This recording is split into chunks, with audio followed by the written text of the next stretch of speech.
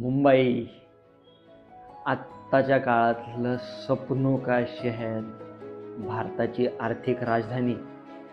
पण याच मुंबईचा 1955च्या आसपास दिल्लीमध्ये लिलाव मांडला गेला होता. दिल्लीतल्या फाईल्समध्ये तेव्हा महाराष्ट्राचा नकाशा बनत नव्हता, तर तो अक्षरशः कापला जात होता.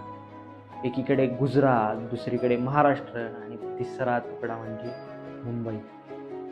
जस्ट इमॅजिन, तुम्ही तुमचं घर रक्ताचं पाणी करून उभं केलं आणि अचानक कोणीतरी येऊन म्हणतंय घर तुमचं पण दरवाजा मात्र आमचा. याचा काय अर्थ आहे? दिल्लीला मुंबई महाराष्ट्रात नको होती.